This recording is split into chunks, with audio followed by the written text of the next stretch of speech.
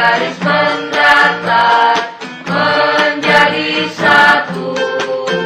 Garis vertikal, garis mendatar menjadi satu. Keempat unsur menjadi satu. Bulatan lengkap, paduan mantap, logo konseling, logo konseling.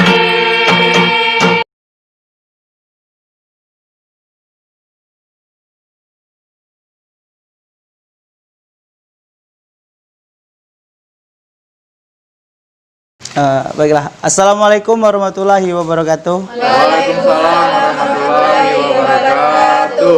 Oke, sebelumnya saya ucapkan terima kasih kepada kawan-kawan yang telah menyempatkan hadir pada siang hari ini dalam rangka kegiatan bimbingan kelompok. Nah, di sini sebelum kita memulai kegiatan kita, alangkah baiknya kita berdoa terlebih dahulu. Kira-kira ada nggak yang bisa memimpin doa? Ya, saya. Boleh. Kepada saudara, kami persilakan. Baiklah rekan-rekan sekalian, memulai kegiatan pada siang hari ini. Berdoa, mulai. Selesai. Oke, terima kasih. Untuk selanjutnya di sini saya ingin menyampaikan dalam rangka kegiatan kita ini adalah bimbingan kelompok. Kira-kira teman-teman ini semua tahu nggak apa tuh bimbingan kelompok? Tidak. Oke. Ini saya akan menjelaskan sedikit apa itu bimbingan kelompok. Jadi di sini bimbingan kelompok itu adalah salah satu layanan dari bimbingan konseling, di mana bimbingan kelompok ini bertujuan untuk membantu individu, baik itu dalam berkomunikasi, baik itu dalam bahas karir, sosial, dalam kegiatan ini. Kira-kira untuk tujuannya tahu nggak apa tuh? Tidak. Oh ya, jadi di sini tujuannya bimbingan kelompok ini salah satunya untuk melatih dalam berkomunikasi antar sesama kelompok. Di mana nantinya kan kita supaya lebih aktif. Nanti saya juga mohon kepada kawan-kawan untuk sukarela menyampaikan pendapatnya, gagasannya kan. Terus di sini juga fungsinya juga untuk supaya kita bisa berinteraksi sesama, bisa istilahnya itu bisa mengeluarkan pendapat, berpikiran cepat, seperti itu. Kegiatan bimbingan kelompok ini juga melalui dinamika kelompok. Tahu kalian dinamika kelompok, teman-teman? Tidak. Dinamika kelompok itu ialah suatu untuk menghidupkan suasana dalam bentuk pergerakan kan, menyampaikan gagasan tadi seperti yang telah dijelaskan tadi, seperti itu. Untuk selanjutnya kita ini kan apakah teman-teman ini sudah saling mengenal? Belum. Oke. Sebelum kita memasuki ke tahap selanjutnya, alangkah baiknya kita perkenalan dulu. Di mana perkenalan nanti kita menyebutkan nama dan hobi ya. Dimulai dari saya. Di sini saya Miki Irawan, hobinya mancing. Dilanjutkan dari sebelah kanan saya. Perkenalkan, nama saya Vicky Abdullah, hobi bernyanyi ya. Perkenalkan, nama saya Melani Agus Soleha, hobi saya membaca. Perkenalkan, nama saya Widi Aulia, hobi saya jalan-jalan. Perkenalkan, nama saya Nika Jamusia, hobi saya teknik. Perkenalkan, nama saya Pati, hobi saya belajar. Perkenalkan, nama saya Mike, hobi saya membaca. Perkenalkan, nama saya Wajah, hobi makan. Perkenalkan, nama saya Alisa Simo, hobi serba. Perkenalkan, nama saya Yahya, hobi menyanyi. Perkenalkan, nama saya Julia Lestari, hobi mendaki. Oke. Terima kasih kepada teman-teman yang sudah memperkenalkan diri. Kira-kira bisa saling ingatkan nama temannya tadi? Bisa. Bisa. Saling ingat ya. Oke. Terima kasih semuanya. Tadi kan kita sudah perkenalan tuh. Kira-kira apakah sudah paham teman-teman yang saya sampaikan tadi? Oh ya, baiklah, saya akan menjelaskan sedikit supaya lebih memahami. Jadi kegiatan bimbingan kelompok ini yaitu adalah salah satunya membantu individu, diri pribadi, baik dalam berkomunikasi dalam proses kegiatannya. Di sini juga saya memberi tahu lagi kenapa di dalam bimbingan konseling ini duduknya melingkar. Jadi fungsi dari kita melingkar seperti ini agar di mana seorang pemimpin kelompok itu bisa langsung untuk mempermudah dalam berkomunikasi, langsung bertatap muka kan. Coba kalau dalam bimbingan kalau duduknya berbaris kan susah untuk berkomunikasi. Jadi maka dari itu dalam bimbingan kelompok ini kita duduknya melingkar supaya lebih cepat respon kayak gitu kan, lebih tanggap kita melihat satu sama lainnya. Di dalam kegiatan bimbingan kelompok ini juga yaitu ada seorang pemimpin dan anggota. Pemimpinnya itu ialah saya sendiri, dan anggota ya teman-teman semua. Jadi seperti itu dalam bimbingan kelompok ini. Kira-kira teman-teman sudah paham belum sebelum kita memasuki tahap selanjutnya? Paham. Sudah paham ya? Oke. Kalau sudah paham, kita akan melanjutkan ke tahap selanjutnya. Ya, itulah tadi kan seperti apa yang saya sampaikan. Dalam bimbingan kelompok ini juga terdapat itu ada 2 topik. Yang pertama itu adalah topik bebas. Topik bebas itu di mana seorang pemimpin kelompok ini meminta pendapat kepada anggota kelompok. Terus yang kedua itu ada topik tugas. Topik tugas ini memang topik yang telah dipersiapkan oleh pemimpin kelompok dan itulah yang akan kita bahas. Di sini saya menggunakan topik bebas. Jadi di mana saya akan meminta pendapat kepada teman-teman kira-kira apa yang perlu kita bahas dalam bimbingan kelompok kita kali ini. Boleh dari sebelah kiri saya? Kalau dari saya kenakalan remaja. Kenakalan remaja. Sebelah lagi? Kalau saya pernikahan dini. Pernikahan dini. Kalau saya narkoba. Narkoba. Kalau saya pernikahan dini. Oke. Kalau saya pernikahan dini. Selanjutnya? Saya pernikahan dini. Saya juga pernikahan dini. Pernikahan dini. Kenakalan remaja. Kenakalan remaja. Narkoba. Pernikahan dini. Oke. Jadi setelah pendapat dari teman-teman ini tadi, kayaknya yang lebih banyak ini tadi tentang pernikahan dini ya. Jadi ya terima kasih kepada teman-teman yang telah mengeluarkan pendapatnya. Untuk selanjutnya kita akan membahas pernikahan dini. Di sini saya akan menanyakan sedikit kepada teman-teman, kira-kiranya seberapa penting kita membahas tentang pernikahan dini menurut teman-teman. Dan teman-teman tadi kan itu banyak tuh yang mengungkapkan pendapatnya tentang pernikahan dini. Kira-kira ada yang bisa menyampaikan pendapatnya kenapa kita harus membahas tentang pernikahan dini? Boleh kepada mbaknya. Mungkin saya sedikit berpendapat kenapa pentingnya kita membahas tentang pernikahan dini agar nanti generasi muda itu banyak tidak terjebak dalam pernikahan dini karena banyak dampak akibat seperti melihat pengalaman yang terjadi di masyarakat itu banyaknya terjadi perceraian akibat dari pernikahan dini tersebut. Oh iya benar sekali. Kasih aplaus dulu buat mbaknya. Coba kalau yang lain ada nggak pendapat yang lain? Kenapa lebih ya boleh? Kalau menurut saya pernikahan dini itu banyak terjadi di kalangan anak di bawah umur. Sekarang SMP masih terjadi antara pernikahan dini. Terima kasih kan. Apakah teman-teman ada yang lain untuk menyampaikan? Boleh mbaknya? Menurut saya pernikahan dini tentang pentingnya pernikahan dini itu sangat penting karena dilihat dari Ya. banyak terjadi di kalangan remaja dan banyak remaja remaja yang putus sekolah karena pernikahan dini. Oh ya, terima kasih. Beri aplaus dong pendapatnya. Kira-kira ada lagi yang lain? Apakah sama ataukah ada seberapa pentingnya itu kan? Ya, kepada mbaknya, silakan.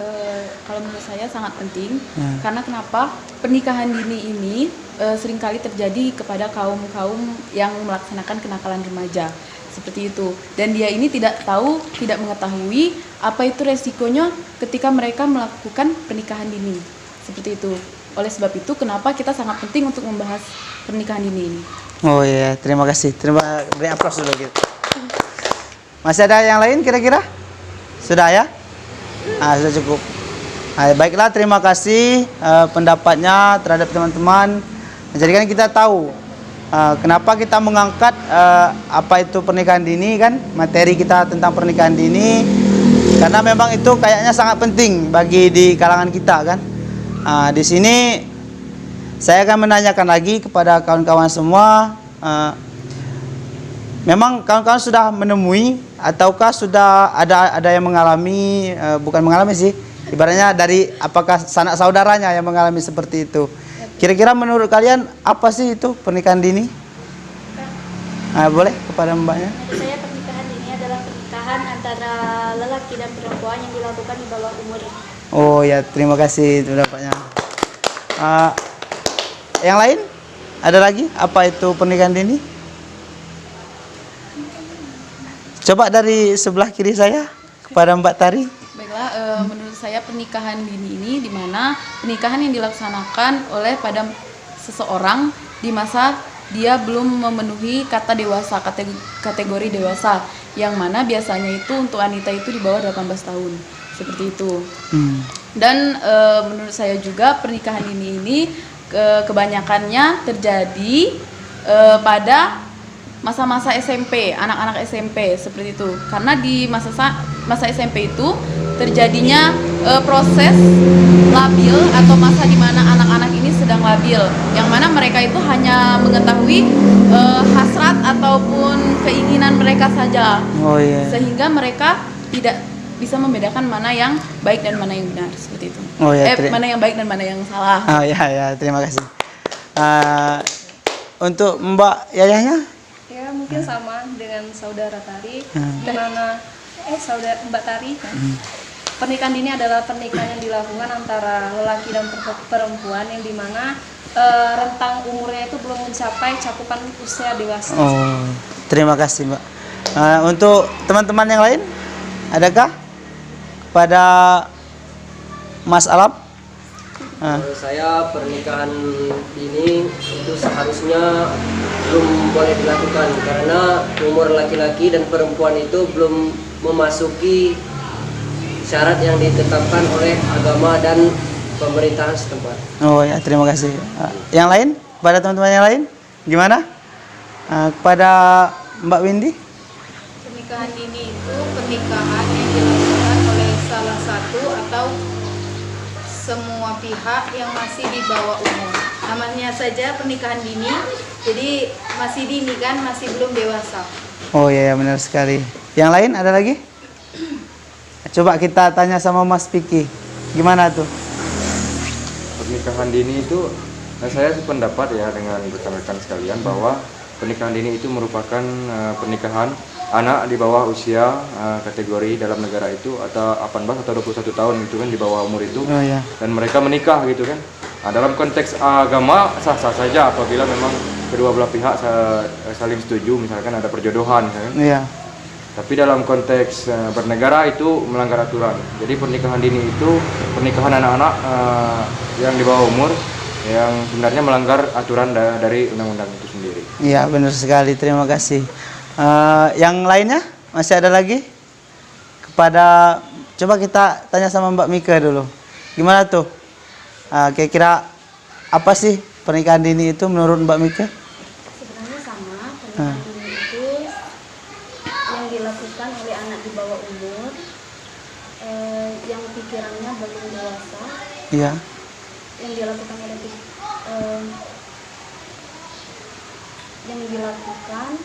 pernikahan yang dilakukan dengan Ya, terus? dengan pemikiran yang belum dewasa,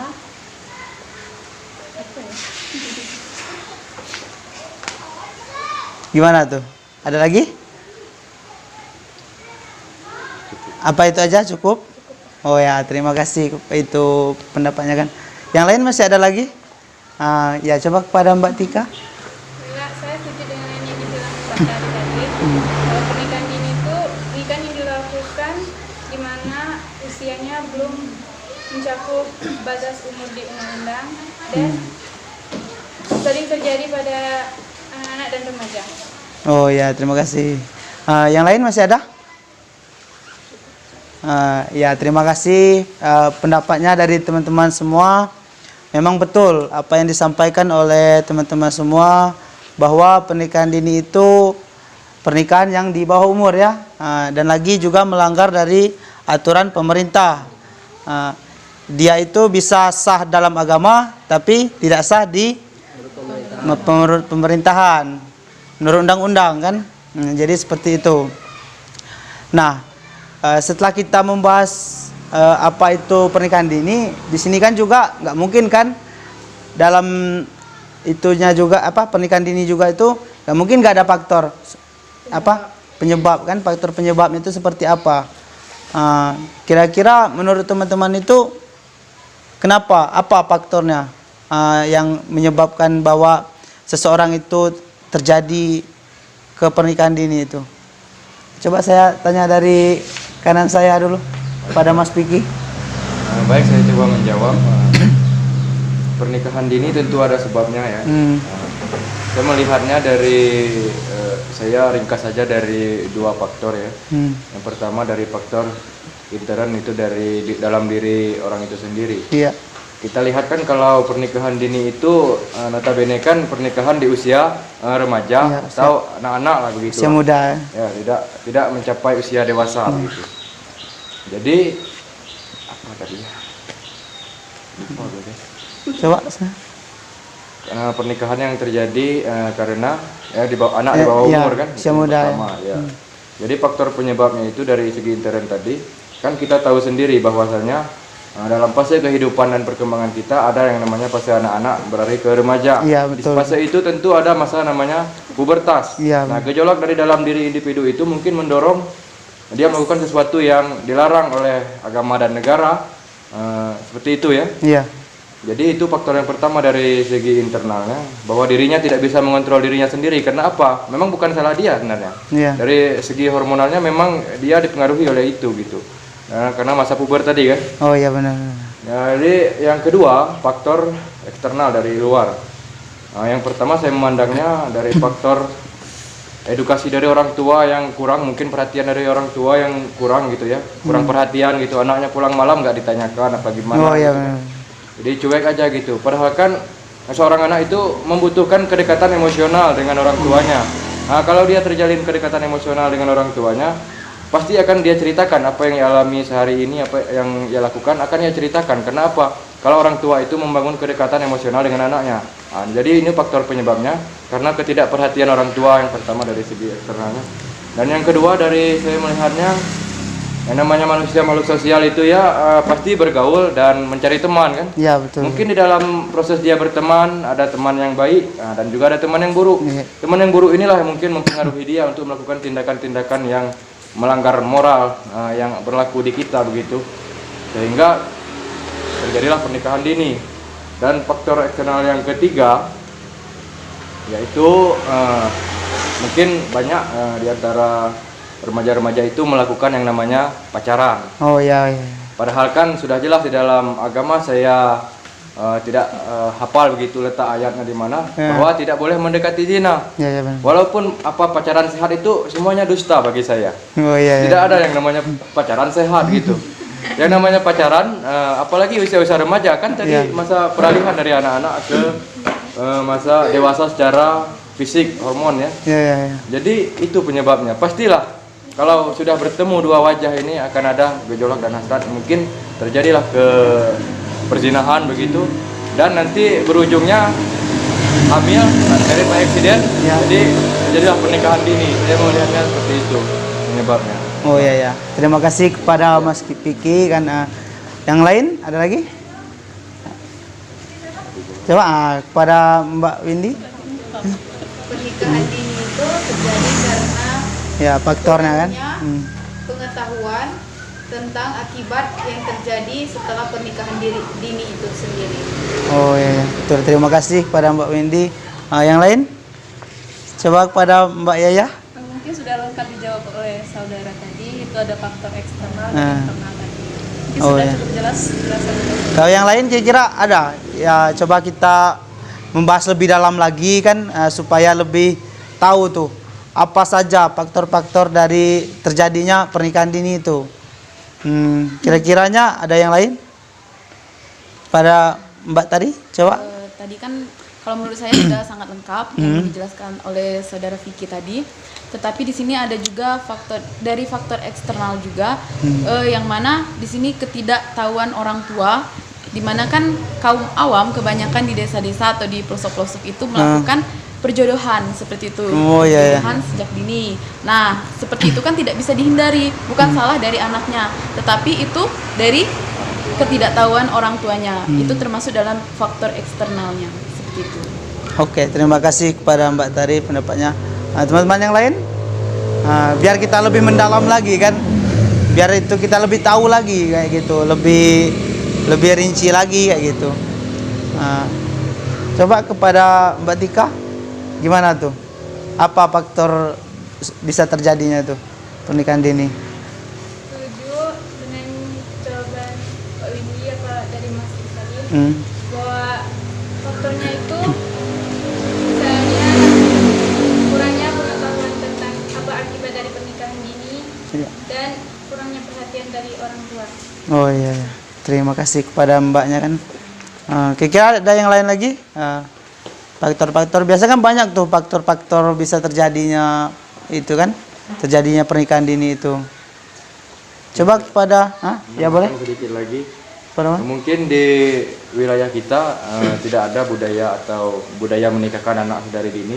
Tapi mungkin di beberapa daerah atau belahan dunia lain begitu ya. Bukan dunia lain dalam arti itu, tapi di luar negara kita begitu. Iya ya. benar. Nah, jadi misalkan di India kan, jadi contohnya saja, anak usia 12 tahun saja sudah dijodohkan gitu kan. Oh iya. Jadi kalau dari faktor eksternalnya bisa saya tambahkan mungkin dari faktor kebudayaan gitu ya, ataupun ditambah lagi agama dari begitu ya. Terima kasih kepada Mas Vicky. Jadi banyak sekali ya faktornya ya. Kalau yang lain kira-kira ada nggak pendapat yang lain itu apa bisa faktor penyebabnya itu yang bisa terjadinya pernikahan dini itu? Coba kepada Mas Alam. Mungkin kalau menurut saya faktor yang terjadi itu mungkin lingkungan. Ya. Kalau lingkungan ini dalam arti cara dia bergaul. Mungkin karena dia usia dini belum bisa memilah cara bergaulnya, memilih yang ini baik atau benar. Jadi sekarang kan dalam masa namanya pernikahan dini itu sering terjadi usia remaja. Jadi remaja ini belum tingkatannya setinggi seperti kuliahan atau yang lainnya gitu kan. Jadi dia masih minim pikirannya. Jadi maka terjadilah hal pernikahan dini itu. Oh ya, terima kasih kepada Mas Alam. Kira-kira ada nggak yang lain tuh? Yang lain apa sih faktor-faktornya? Kira-kiranya kan yang lebih rinci kayak gitu kan, supaya kita mengorek-ngorek lagi itu faktor-faktor penyebab dari terjadinya pernikahan dini itu. Ada lagi yang mau ditambahkan? Cukup. Oke, baiklah.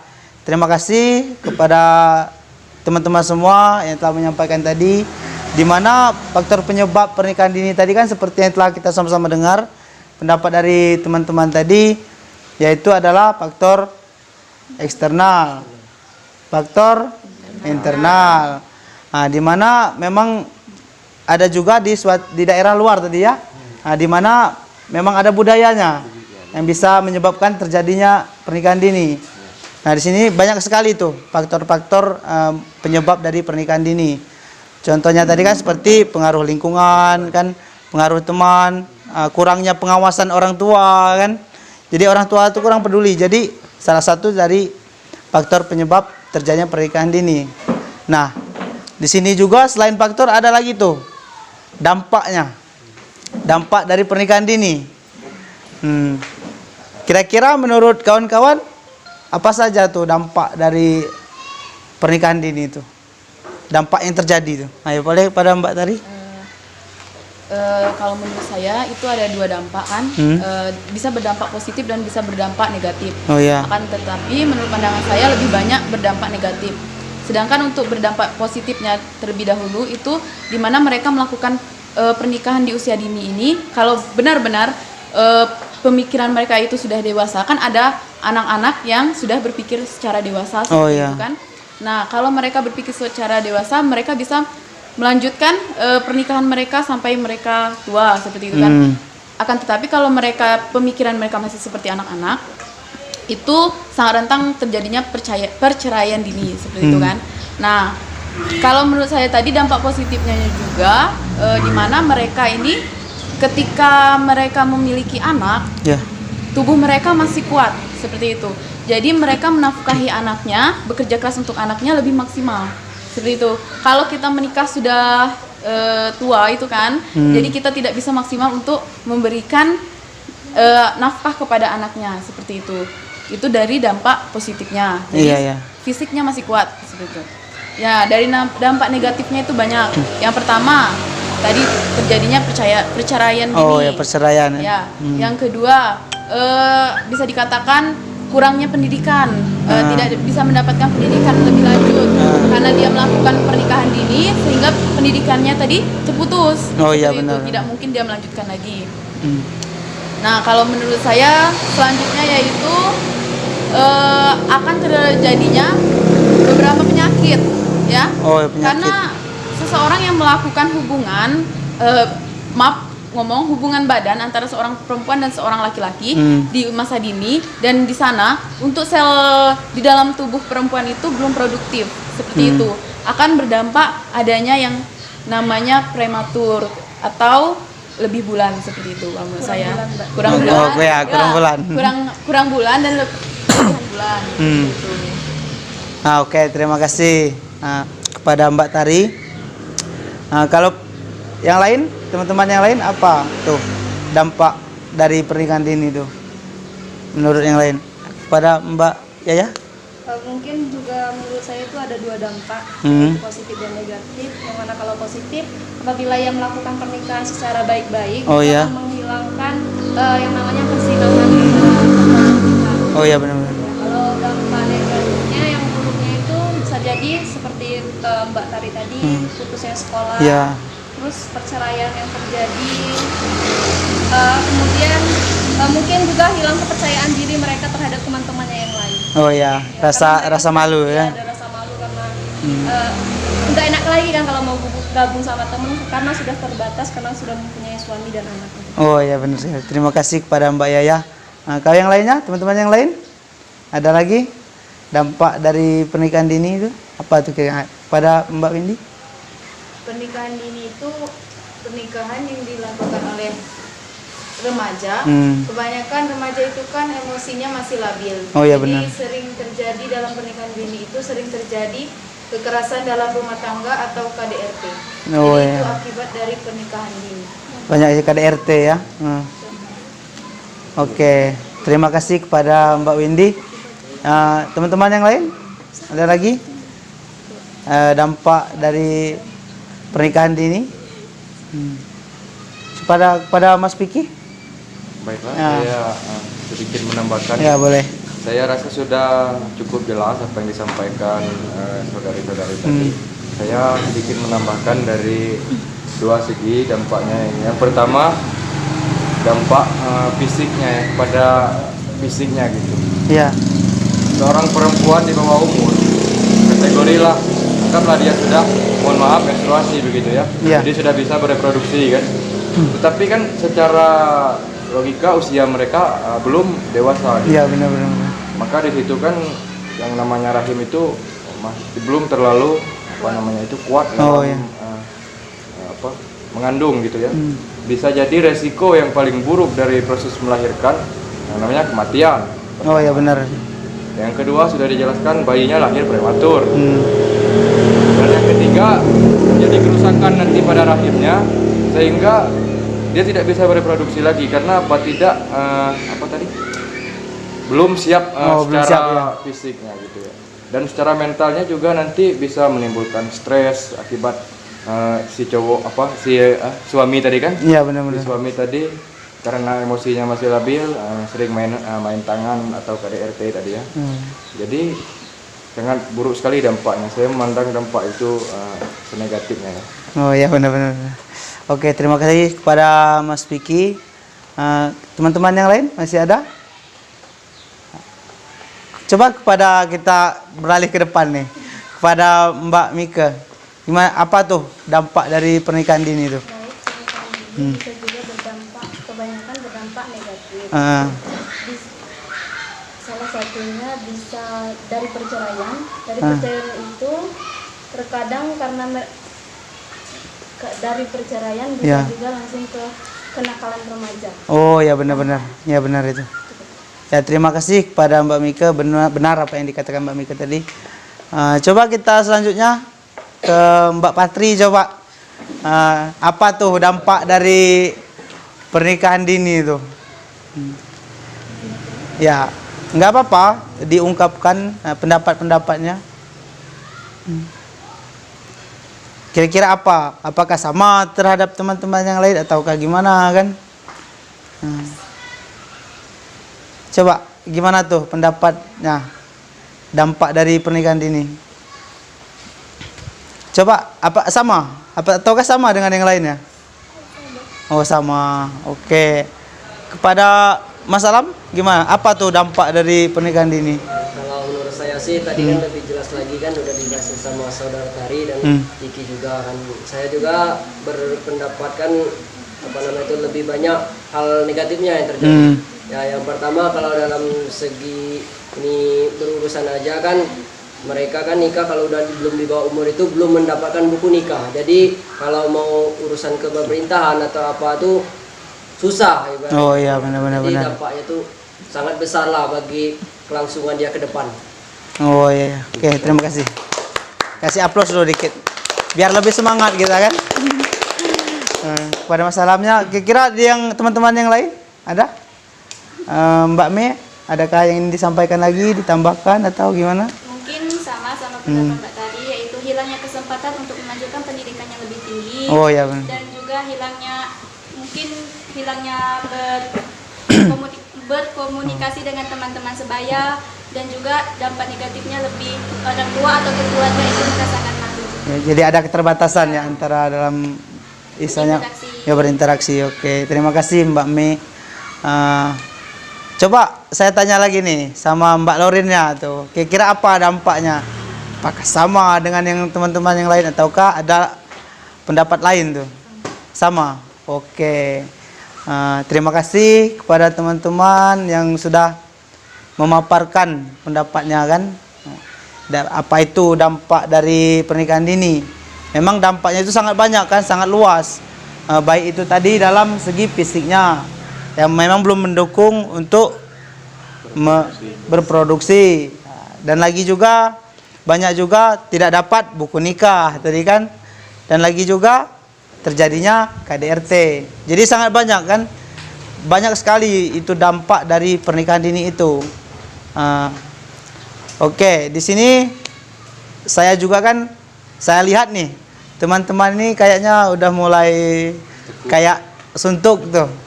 Nah, di sini juga saya ada game, ada sedikit game buat kita biar lebih semangat lagi. Nah, dimana game ini gamenya game penyambung nyawa. Namanya itu game penyambung nyawa. Oh iya. Jadi nama gamenya itu game penyambung nyawa. Jadi sistem gamenya itu seperti ini. Jadi dia tuh ada berhitung, senyum, sama tertawa. Jadi di sini kita coba apa? Kita coba dulu ya. Coba dulu. Kita tes dulu. Misalkan ini misal dari saya. Saya menjawab 1. Bukan 2, senyum. Yang Mbak Me-nya tertawa. Di selanjutnya 4. Nah, Jadi satu, saya jawab tuh. Satu, senyum, tertawa. 4, senyum, tertawa. 5 lagi. 7 berarti. Harus fokusnya berarti dah. Nah, jadi game ini biar kita berkonsentrasi kan. Biar kita berkonsentrasi, lebih semangat, biar lebih rileks kan. Apa tadi? Nah, jadi gamenya itu berhitung, senyum, tertawa. Nama gamenya itu menyambung kehidupan. Oh ya. Ya seperti itu. Benar-benar mengada-ada. Kira-kira sudah paham belum? Paham. Hah? Paham. Kita coba dulu gak? Coba dulu kan? Mulai dari mana nih? Dari sini saja. Ya, dari mana? Dari ke kanan dulu apa ke kiri dulu? Dari sini. Oke, baiklah saya tentukan ya. Kita dari kanan aja. Dari kanan. Dimulai dari saya ya. 1. Senyum. Enggak. Senyum saja, senyum. Ekspresi. Jadi bilang. Ya, sorry. Jadi pas senyum tuh ekspresinya saja ya. Ekspresi senyum. Kalau tertawa baru tertawa. Oke, kita ulang lagi ya. Nah, sampai berhasil ya. Nah, 1. 4. Selanjutnya? Agak 2. Berhitungnya 1, maksudnya nyambung yang ini. Ya, menyambung, berhitungnya tuh nyambung tuh. Jadi otak kanan tuh main, otak kiri main. Benar tuh. Lanjutkan coba. Otak kanan. Dia kan berhitung tuh. Berhitungnya tuh 1, 2. Misalnya kalau kita perhitungkan 1, 2, 3, 4, 5, 6, 7 kayak gitu kan. Nah, dia ini enggak di kelipatan 2 dan 3-nya itu ada yang senyum, ada yang tertawa. Tapi Jadi tetap jalan.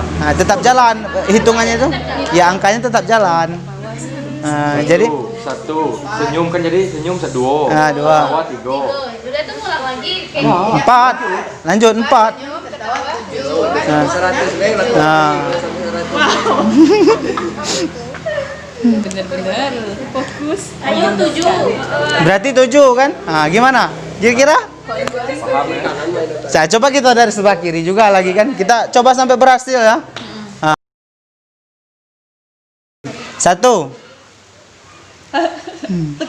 4. Yup. Tertawa. 7.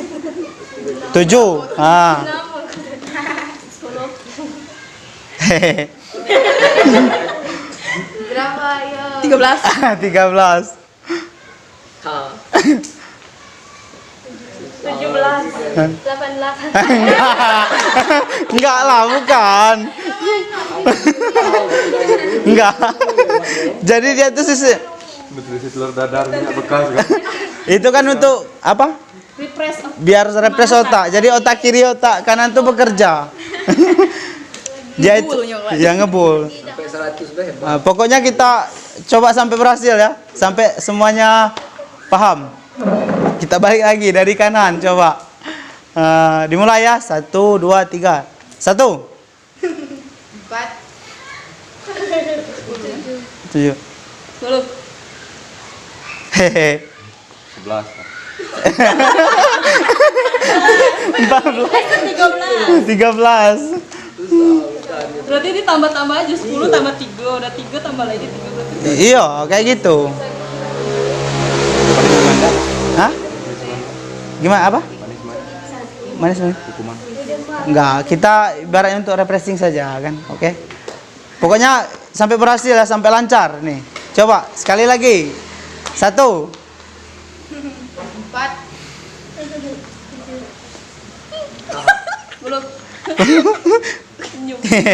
13. 16.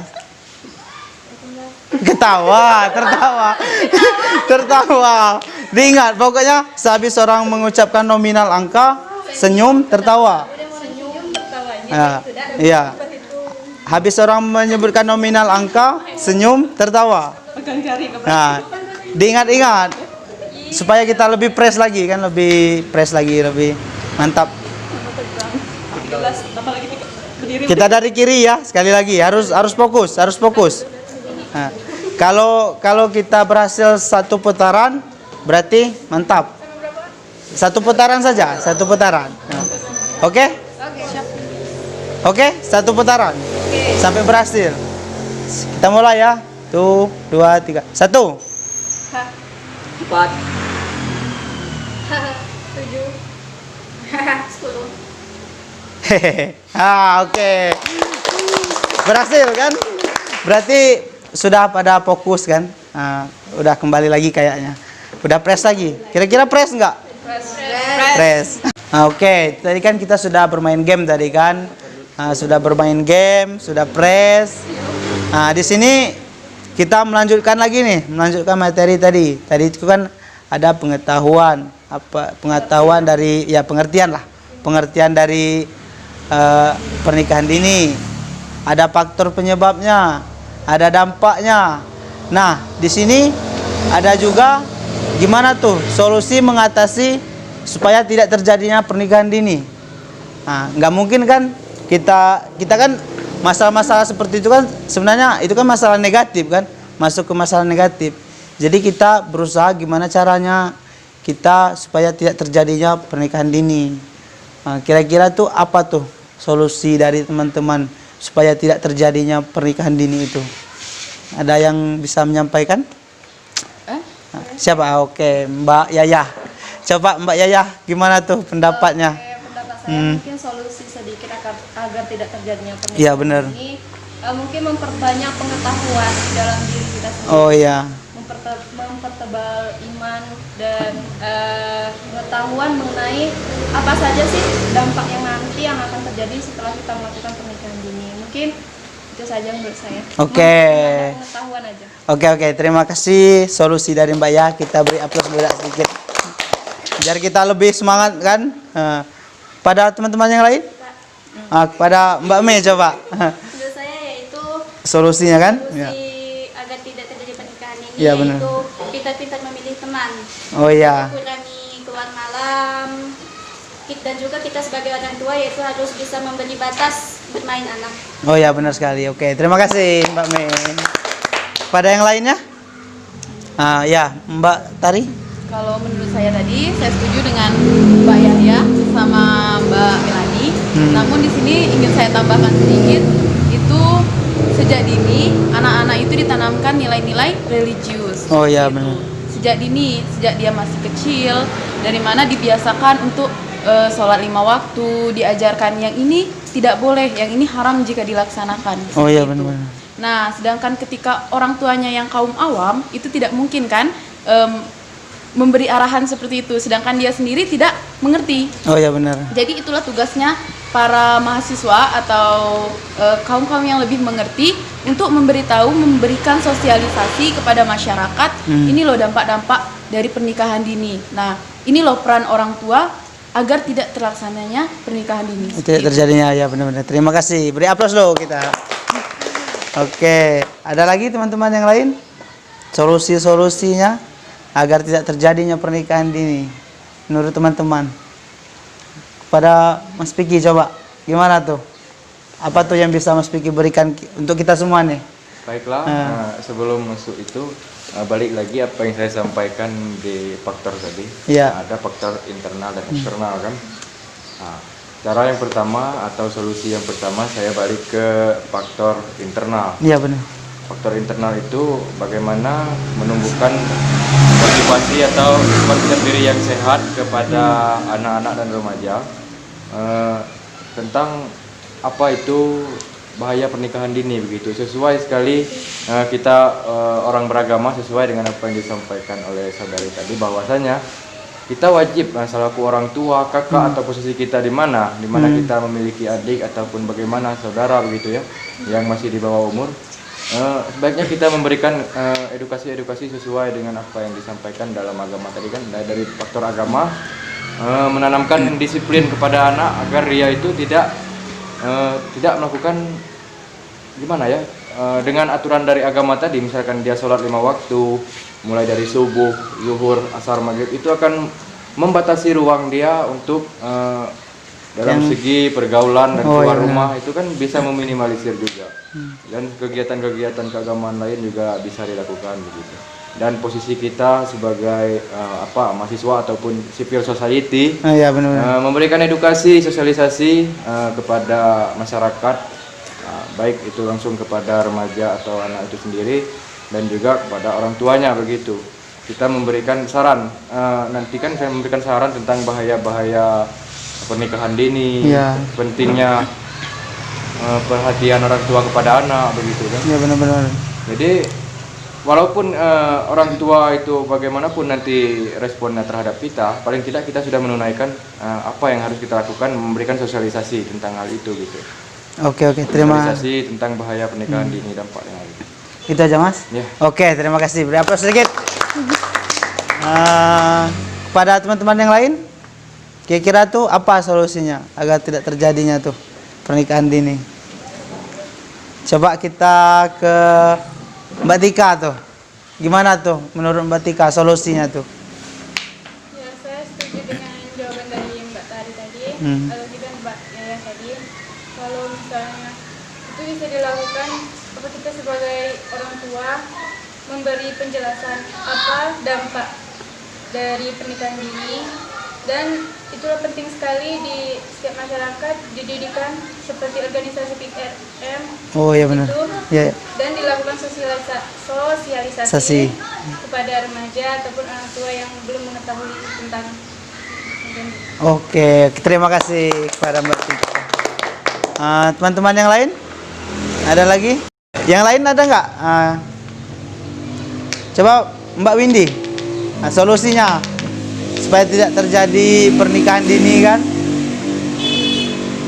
Menurut saya perhatian orang tua itu sangat penting. Iya benar. Jadi apa yang dilakukan oleh anak tersebut harus diketahui oleh orang tua, dan orang tua juga harus mempunyai pengetahuan mengenai dampak dari akibat dari pernikahan dini tersebut. Oh iya. Dan bisa juga orang tua tersebut memberikan pendidikan yang formal agar anak-anak tidak terjerumus ke dalam pernikahan dini. Oke, terima kasih kepada Mbak Windy. Pendapat yang lain? Coba kepada Mas Alam nih.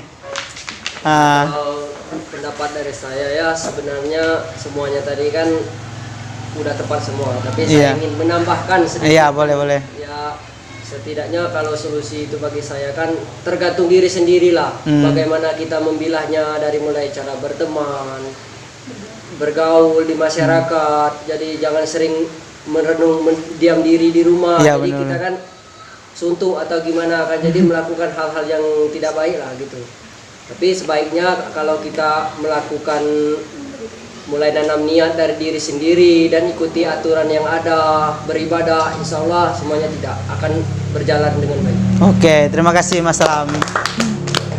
Pada nih, coba kita lihat dari Mbak Mika nih tadi, gimana tuh solusinya agar tidak terjadinya pernikahan dini?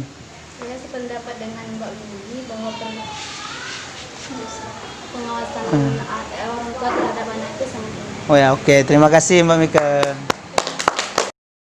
Oke. Coba kita tanya sama Mbak Lorin nih. Gimana tuh pendapat solusinya tuh? Menurut saya pendapat teman-teman semua sudah benar. Oke, terima kasih. Ada satu lagi nih. Kepada Mbak Patri tuh. Apa tuh solusinya? Ya, saya setuju dengan pendapat Mbak Mel dengan salah satu solusi jangan keluar malam. Oke, terima kasih. Oke, terima kasih kepada teman-teman yang sudah memaparkan tadi pendapat-pendapatnya, solusi-solusi dari supaya tidak terjadi pernikahan dini kan. Nah, di mana tadi seperti menanamkan nilai-nilai agama. Terus ada juga tadi yang bilang seperti mendidik anak yang lebih baik, menjaga anak dan memberi pengetahuan lebih kepada anak supaya anak-anak itu kan tidak terlalu bebas, membatasi. Bukan artian membatasi dalam dia berinteraksi sama orang, tapi kita memberikan pengetahuan, batasan-batasan mana yang bagus dan mana yang buruk. Itu adalah salah satu solusi dari supaya tidak terjadinya pernikahan dini pada diri anak. Yang paling penting itu adalah peran orang tua, di mana orang tua itu harus bisa dalam mengontrol anak, jangan terlalu acuh kepada anak. Jadi anak itu kan tidak merasa dibiarkan kan oleh orang tua. Jadi kalau orang tua itu bisa mendekatkan dia pada anak, jadi anak itu dalam dia bertindak itu kan dia mengingatkan orang tua, pasti ada batasan di dalam diri anak itu. Jadi seperti itu tadi adalah solusinya.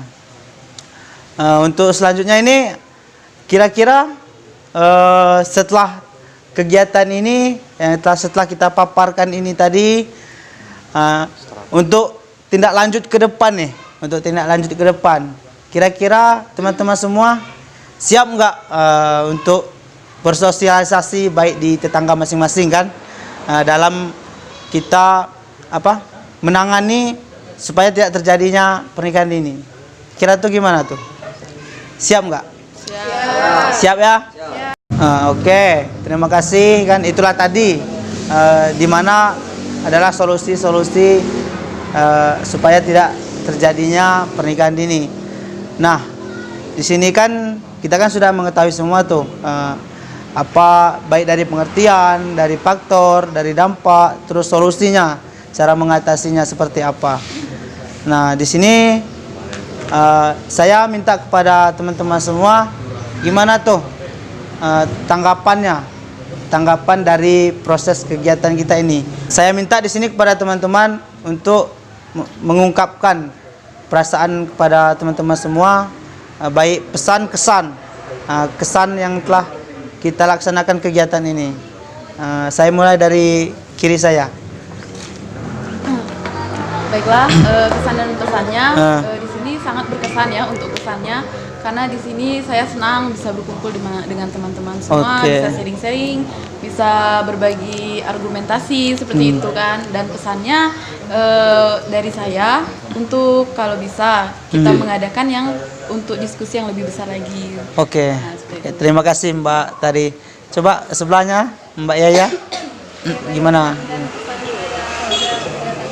Sangat bermanfaat bagi kita semua. Selain menambah ilmu pengetahuan, kita juga menjalin interaksi setelah sekian lama tidak. Ya, kalau kemudian saran saya mungkin lebih baik dilakukan sering-sering bersosialisasi kayak gini. Kita kan juga menambah pengetahuan dan sharing mengenai apa hal yang mungkin belum kita ketahui, sekarang kan menjadi tahu kayak gitu. Oke, ya. Terima kasih Mbak Yaya. Coba kepada Mas Alam nih. Saya kalau kesannya sangat bermanfaat ya untuk kita kedepannya sama-sama sharing, yang belum tahu jadi tahu kan, ibaratnya itu yang belum kenal jadi kenal kan. Nanti mungkin setelah ini nanti kita bisa melakukan atau pertemuan yang di lain lagi kan lebih besar, ibaratnya secara luas lah, ada manfaatnya bukan bagi kita kelompok ini aja tapi masyarakat luas gitu. Oke. Terima kasih kepada Mas Alam. Coba pendapatnya Mbak Lorin gimana tuh? Pendapat saya sangat bermanfaat, bisa saling mengenal,